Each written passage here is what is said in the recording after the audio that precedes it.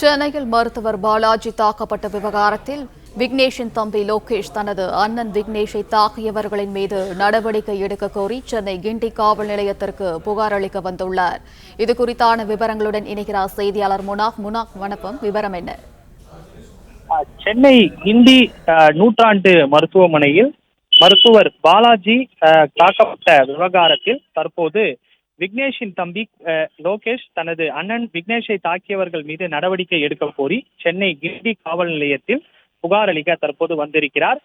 குறிப்பாக மருத்துவர் பாலாஜி தாக்கப்பட்டு விக்னேஷ் அவர்கள் கைது செய்யப்பட்டு சிறையில் அடைக்கப்பட்டிருக்கிறார்.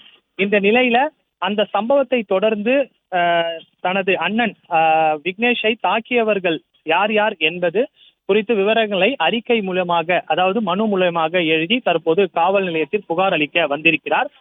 மருத்துவமனையில் மருத்துவர் பாலாஜியை தாக்கிவிட்டு கத்திக்குத்து சம்பவத்தை தொடர்ந்து அவர் சாதாரணமாக நடந்து வந்து அந்த கத்தியை வீசிவிட்டு உடனடியாக தப்பிக்க செல்ல முயன்ற போது மருத்துவ பணியாளர்கள், அந்த மருத்துவமனையில் இருக்கக்கூடிய மருத்துவ பணியாளர்கள் அவரை தடுத்து நிறுத்தி காவல் நிலையத்தில் ஒப்படைத்தனர். அதாவது காவலர்கள் அங்கு வந்தவுடன் அவர் காவல்துறையினரிடம் ஒப்படைத்தனர்.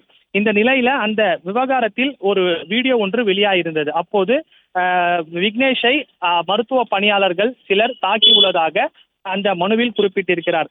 எனவே தனது அண்ணன் விக்னேஷை தாக்கியவர்கள் மீது நடவடிக்கை எடுக்க வேண்டும், அவர்கள் மீது கைது நடவடிக்கை எடுக்க வேண்டும் என்று கூறி தற்போது சென்னை கிண்டி காவல் நிலையத்தில் காவல் ஆய்வாளரை சந்தித்து தற்போது புகார் அளிக்க வந்திருக்கிறார்.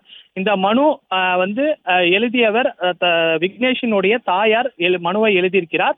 தாயாரால் உடல்நிலை குறைவு காரணமாக கிண்டி காவல் நிலையத்துக்கு வர முடியாத சூழ்நிலை காரணமாக தற்போது அவருடைய தம்பி லோகேஷ் என்பவர் தற்போது காவல் நிலையத்திற்கு வந்து இந்த புகாரை வழங்கி வருகிறார்.